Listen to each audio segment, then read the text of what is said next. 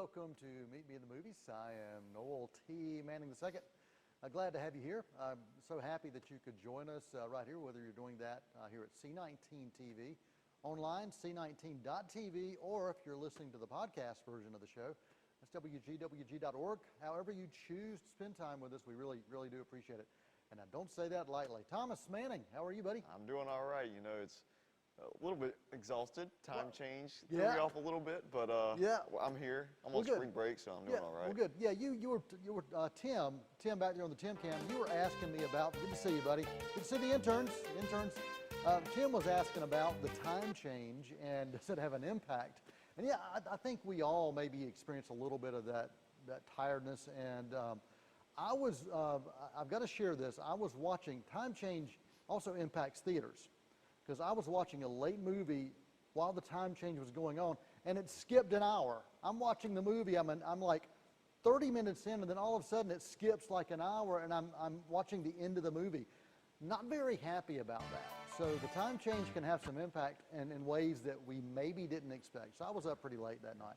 Now, what about you? You stay up pretty late. Yeah, let's see, yesterday was about a 19-hour day for me, so that's why I'm kind of stumbling over my words right now. Right. So, you know, up at 7:45 yesterday, had to go to Charlotte, record a podcast with Daryl and Douglas, who have been on the show. A couple of our guests. And then, you know, yesterday, I don't know why I didn't go to bed till like 2:45 a.m., but I didn't. But you did? So, but I'm back here today. Good to go. Good. Well, we're glad you're here, glad you're alive, because I would not want to be talking by myself today. We would have brought in the interns out here in the studio, or maybe Tim, and he could have switched it live out here. We could have said, no, that wouldn't work. That wouldn't work. But yeah, a lot of things happening out in the world of theater. I was actually talking to some of the management at AMC locally about the coronavirus and any kind of impact that has on them. And they said it really has not had an impact on attendance because, you know, we don't have cases right here. Now, once that happens, I think you'll see a greater impact. But they are having to do some precautions as it relates to how they handle food and how they handle money. And so it's interesting that it is going to start seeing that impact kind of across the board as well. Now, Greg Tillman over there on beside camera one, I've been told he is here. Now, what I found out, Tim, last week, you were just sharing with me that he went to the chemistry department and he loved the Invisible Man so much that he thought he would do some kind of invisibility formulas. It worked, evidently, because he's not here, but the problem is we're only finding notes from Greg, and something about it also affected his speech. So the invisibility, not just a visual invisibility, but also a vocal invisibility as well. So we're hoping that does wear off at some point so he can be back on the show. And if not, we'll just, and maybe he is here. He said he's here, but he hasn't knocked over anything yet. He hasn't kicked Thomas in the head or come up behind him and, like, you know, massaged his shoulders or anything. So if you're ever on me and I'm doing something like that, you'll know that Greg's behind us doing some strange stuff. So Greg, we're glad you're here in whatever form you choose to be here, or formless as far as that goes. Well, Thomas, some sad news just happened recently. Max von Sydow, who is a legend in the film industry, well over 100 film and TV credits to his credit. He passed away at the age of 90. He was well known for the film The Exorcist, also The Seventh Seal. He was in The Greatest Story Ever Told, which was the story of Christ, Flash Gordon, and a film that you liked pretty well. Yeah, he was actually, I think, the first character on screen in the Star Wars sequel trilogy. In The Force Awakens, you know, he's in that village at the very beginning of the film. And just a small cameo role, but I'll always remember that experience sitting in the theater for the first time with a new Star Wars film, and there he is right there. So. Yeah, just an amazing actor, and he had this face that many character actors try to emulate that we've seen today, but we're sorry that he has left us, but we're very happy for the body of work that he's left behind that we can go back and watch, and if we can get Greg's voice and Greg's face back, I'd love to do a take 5 in the not too distant future. There we go. We got all sorts of weird things going on. I think Greg may have even stepped back there to start pushing buttons back there in the Tim County. It sounds like it. Oh, no, you just letting the intern run the show. There you go. Well, hey, man, go for it. Go for it. Go for it.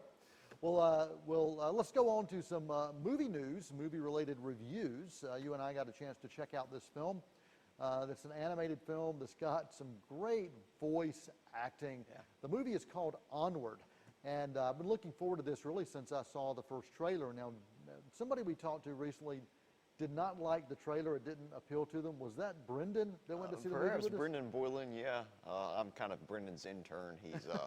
He's a Sports Illustrated writer, ESPN Plus commentator. So maybe we'll have Brendan on the show sometime to talk about. He's got some experience in documentary filmmaking. So hey, maybe we'll have him on the show. Right. Now he was not pleased with the film from the trailer standpoint, but he seemed to enjoy it. So tell us a little bit about this story of Onward, and we'll dive into our review. Yeah, so you have two brothers, one voiced by Tom Holland, the younger one, and then Chris Pratt is the older brother. And this is in this fantastical world, kind of Dungeons and Dragons type place. Unicorns are basically raccoons in the garbage cans. You got families of elves and centaurs and Trolls and yeah. all these fantastical creatures. And basically, corporate America has taken over. They've lost their magic, they've lost their spark of creativity, so now it's just all about capitalism and big business and money and that kind of thing. Even lost the ability to even care about exercising anymore. Yeah, yeah. It's all about, okay, how can I get things done the fastest way? And yeah, losing that magic. And the two brothers they lost a parent, Right. Lost their father years ago. So far in the past that the youngest brother has no memory of the dad. And the older brother is kind of he's taking a gap year, and we don't know if it's in between college or between high school and college. We just know that it's the longest gap year ever. This character is played by Chris Pratt. Tom Holland plays the younger brother, and the voice acting chemistry between those two is so solid. It is so awesome.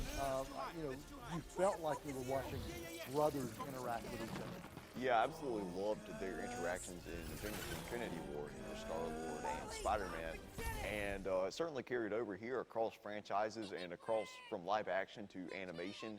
And I'm just very impressed that you were able to develop that connection with them, even though you couldn't actually see them on screen, but it was the emotion that they were projecting into their characters. Yeah, it was a film that not only dealt with the loss of creativity and the loss of magic, but also the loss of a parent and seeking out what maybe you felt that you missed out on.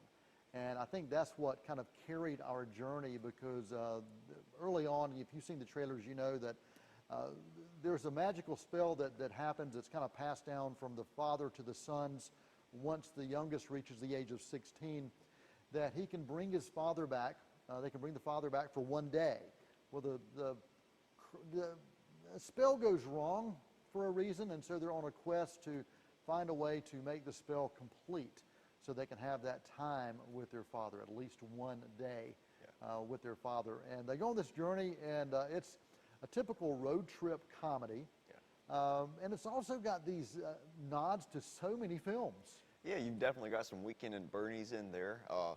We saw this from the trailers that only the bottom half of the father comes back. So it's just floating pair of pants, so they kind of have to dress him up to make it look like there's an actual person there, put a big coat on him and some sunglasses and wrap his head in cloth.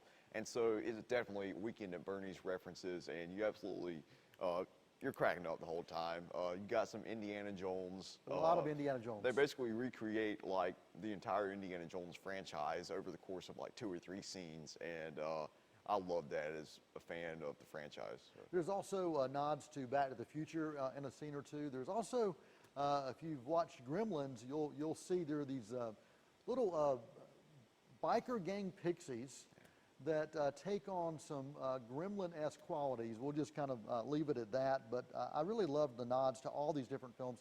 And also with the older brother kind of being this, not really a stoner, but he's trying to figure out what he wants to do in his life. He's got this custom van, and I was reminded of the brother in Sing Street who served as this mentor to a younger brother trying to figure out the world of music, and also Jack Black in the movie Orange County as the older brother to Colin Hanks' character in Orange County.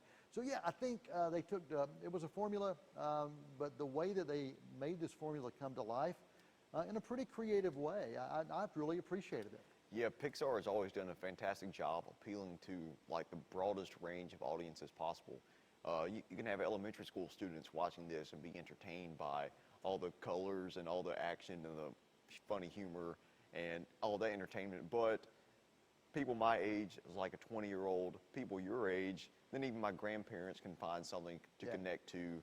There's some very mature themes that they explore, and they explore it in a very creative fashion that you might not have expected going in. And there's a bit of a twist at the end that we won't spoil, but I was really pleased that they went through with it.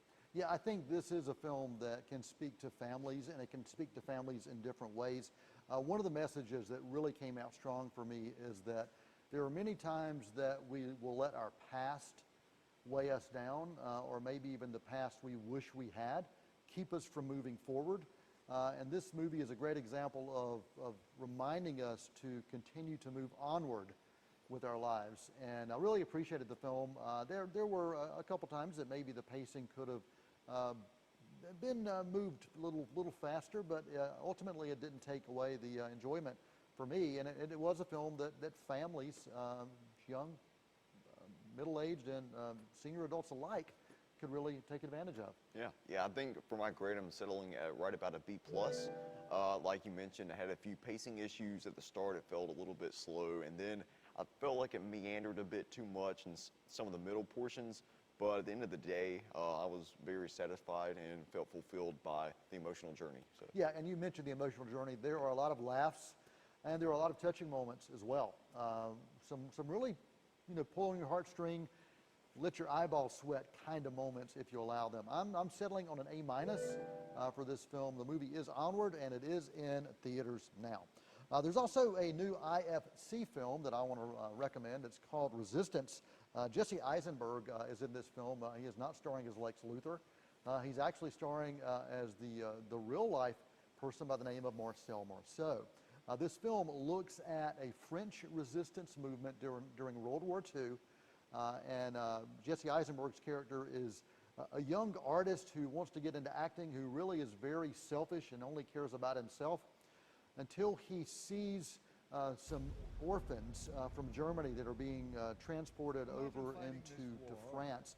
And he locks eyes with this young girl, and he realizes the pain that she's endured, the pain that she's suffering.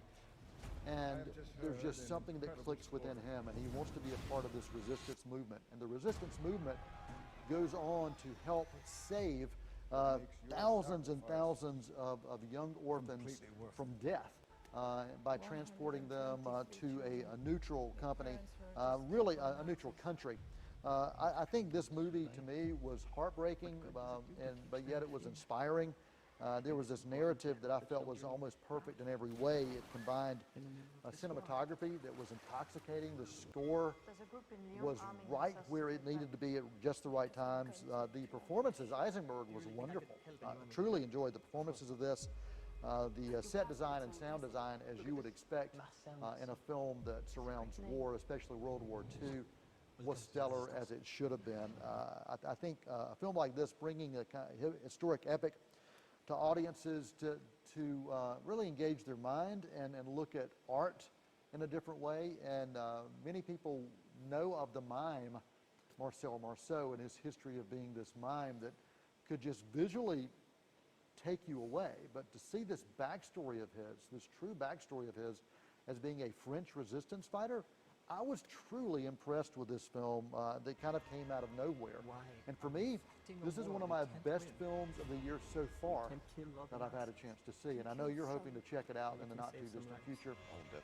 I am hoping to interview the director of this in the next couple weeks as well, trying to get that set up. So looking forward to that. The same director I did a movie called Hands of Stone, which was a boxing film that was out a few years ago that I really liked as well. Roberto Duran's kind of rise and fall from power in the boxing ring. So I'm looking forward to talking to that writer-director. I'm giving this movie a solid A rating. The movie is called Resistance. Any questions, comments, thoughts about that? So where can common audience members find this once it's released? It is going to be released on the 26th of March, so it's coming out pretty soon. We got an early screening. There was no embargo for that. It will be in limited theaters and will also be available in some on-demand networks and avenues. And you like war films as well, Thomas. Oh yeah, I'm big time into. I love that there's so many different genres that you can incorporate within the war film genre itself. So I'm looking forward to checking out this one. Yeah, I am too. Well, I'm looking forward to checking it out again. But I'm drawn to war films, especially World War II films, and it seems like lately there have been quite a few that relate to the Nazis and the Nazi power and the Holocaust, and it's almost like a rebirth of that particular focus. We see it with the Amazon series, which we've reviewed as well, with the Nazi hunters. And it's called Hunters. And so, Resistance is out and about, will be out and about pretty soon. We're going to take a quick intermission. We're going to come back, and we're going to look at an extended Take 5 as we celebrate, what do we celebrate, Thomas? Women. Women's History Month. Women's History Month. So we'll be celebrating that with women action stars right after this intermission, and maybe we'll get to a documentary series about Hillary Clinton right after this break. They're gonna put me in the movies. They're gonna make a big star out of me. Chef Paul Prudhomme once said, "You don't need a silver fork to eat good food." Well, on Cleveland County Kitchen, we don't have a silver fork, but we sure do serve up lots of good food. Hi, I'm Deborah Blanton. I hope you'll join me for the next Cleveland County Kitchen. Each month, we offer a complete farm-to-table experience. We visit local growers, we learn about nutrition, and wrap things up with wonderful meals prepared by our guest chefs. It's a lot of fun. I hope you'll join me for the next Cleveland County Kitchen. Be a part of building the future. Be a welder. The Welding Technology program at Cleveland Community College prepares you with the science, the technology, and the skills to be a successful welder. Experienced instructors using state-of-the-art equipment train students using industry-standard skills developed through classroom training and practical application. Successful graduates are in high demand and are employed as entry-level technicians in welding and metalworking industries. Learn more. Call Cleveland Community College at 704-669-4077.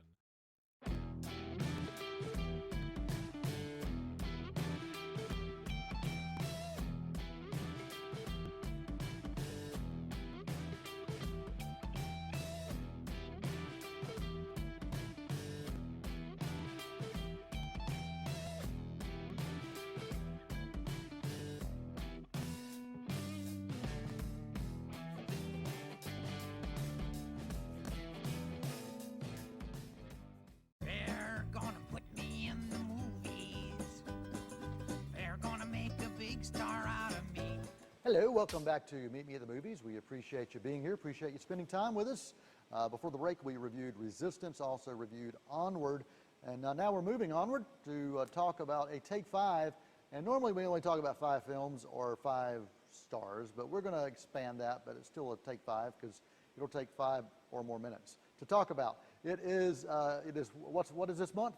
Women's History Month. Yeah. Women's History Month. Good job, Thomas. And we are going to celebrate the women of action in films, and we're going to let you kind of dive in. But I do want to say congratulations to Catherine Manning for finally, after however many decades she's been alive, watching the Back to the Future trilogy, which doesn't have a female action star, but I've got to celebrate Catherine.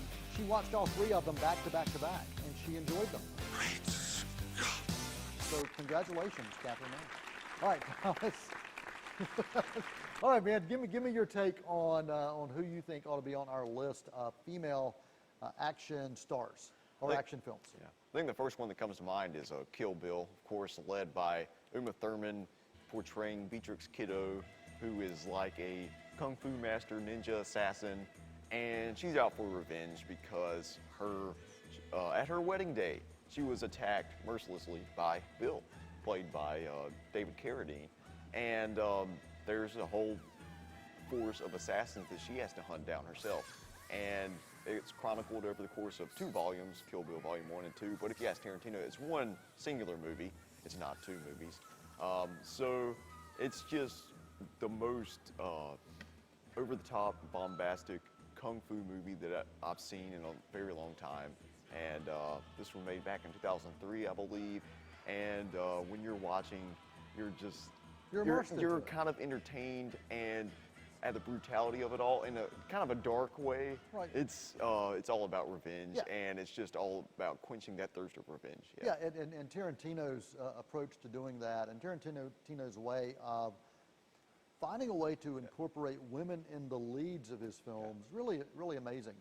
Which kind of takes me back to 1986, and there was a film called Aliens that hit theaters with Sigourney Weaver. Sigourney Weaver, made her first appearance as Ripley in the film Alien, and Alien was really more of a gothic horror film, but if you go into Aliens, she's a full-blown action star. And that really, Cameron knows about making women or putting women into opportunities where they can become action stars and lead in films. And I'll go ahead and dive into my second one as it relates to that, which is also a Cameron. Linda Hamilton, starring as Sarah Connor in The Terminator 2, is where she really started where that journey became true, that she was a female action star in many ways. Terminator 2 from 1991. I still go back to that. I think she did a solid job in Dark Fate. You and I didn't really particularly like the film that much, but she did what I think what she should have been doing, and she was in great shape, physical shape for that role as well. Yeah, and to kind of keep with the same time travel sci-fi theme, I'm going to look at Edge of Tomorrow from 2014, featuring Emily Blunt. And Tom Cruise is also in the movie, but it's interesting. In this one, he's the one that has to learn from Emily Blunt. He's kind of thrust into this insane time travel loop situation that he doesn't know how to get out of. And Emily Blunt is the only one that can guide him along this journey. And she is the true action star in this. And I think this is one of my most underrated action films of the decade. Highly recommended. They're actually working on a sequel, and I believe Blunt and Cruise are both coming back, and I can't wait to see them team up again for this one. Emily Blunt is amazing. I mean, she goes from being Mary Poppins to being the wife, a pregnant wife in A Quiet Place, and she's going to be kind of in the second Quiet Place, which will be coming out. We'll be talking about that soon. She's got an action role in that as well. So yes, she is so versatile. But yeah, that's a great film, great choice as well. I'll kind of stay with the sci-fi element as well. Back when Mad Max Fury Road came out, I remember saying this movie should have been called Mad Maxine. Charlize Theron really took the lead in this film, and it was her film as much as anybody else's. Talking about another versatile acting talent. She can do it all. She can do comedy. She can do drama, as we've seen with her Oscar-nominated and winning roles. And then she can do action as well. And you look at the Fast franchise. She's been, she's made a name for herself there as well. So, yeah, Mad Max Fury Road gets my list with Mad Maxine, as I like to call her. Well, if we're talking about post-apocalyptic futures, you have to look at The Hunger Games, which was, of course, filmed right here in Shelby, right down the road from here. The first one was, in fact. And we have Jennifer Lawrence in the role of Katniss Everdeen. And this dominated pop culture lexicon for like 3 or 4 years back in 2012 through 2015. And she was the female archer huntress hero. And I think she really inspired a younger generation of females everywhere, and as the next action star. Yeah, I think so. And once again, you talk about versatility. Jennifer Lawrence can do it all. Yeah. She can absolutely do it all. We haven't seen a lot from her the past couple years, which has kind of surprised me, because it seemed like every year there was a film that would come out, and you're like, hey, Oscar nomination, Oscar nomination, Oscar nomination. So looking forward to seeing more from her on the road as well. Several years ago, there was a character introduced to the MCU called the Black Widow. The Black Widow, Scarlett Johansson starring in that, and I have been wanting a Black Widow film really ever since I saw her kind of launch onto the big screen in the MCU. And I think she has been solid throughout this entire MCU, the Marvel Cinematic Universe, since it first started, since we first saw her on screen. We've gotten to know her, we've gotten to know her backstory, we've gotten to know her end story, and we're going to get a chance to see kind of a middle part of that story as well. So Scarlett Johansson, the Black Widow, I think is a great action figure as well to celebrate. Yeah, and kind of intersecting with the whole Russian spy, Cold War era type thing. Looking at Atomic Blonde from 2017, featuring Charlize Theron, who of course, you mentioned from Mad Max Fury Road, and this is I think it takes place in 1989, spy thriller, and it's basically a female John Wick type thing we have going on. It's actually directed by David Leitch, the co-director of the first John Wick, and some of the action sequences in this are my favorites of the past decade. There's this one-take action scene that takes place like over the course of 12 minutes, and you are just enthralled and absorbed in every single punch, every single kick, and so they're working on a sequel for Atomic Blonde as well. So. Yeah, and I will keep on with the superhero themed. I cannot mention fantastic women without saying Wonder Woman with Gal Gadot. I think she, to me, was the best thing about Batman v Superman, and best thing about Justice League, and of course the best thing about Wonder Woman. Big fan of her and what she's been able to do to a universe that I've not been particularly in love with, but she definitely makes those films worth engaging and worth watching. So Wonder Woman, Gal Gadot is on my list. Is it Gadot or Gadot? You're exactly right. Yeah. I think it is Gadot, but a lot of people have said Gadot, Yeah. and she answers to either. Yeah. So yeah, thank you, Thomas, for bringing that up, Gal Gadot. What do you think, Tim? You think Gadot? You think Gadot? All right. Well, we're gonna check that out. So thank you, Thomas. I appreciate it. If you're from France, like in the French Resistance film, you would say Gadot, Gal Gadot. All right. Do you have anybody else on your list, Thomas? I think that about covers it. Well, unless we want to mention Captain Marvel, as you can see from my T-shirt. All right, you can mention first that. MCU female superhero with their own solo film, and we got Black Widow coming next month, as you mentioned. So yeah. All right, I'm going to mention one more. Angelina Jolie in both Lara Croft, actually 3 films.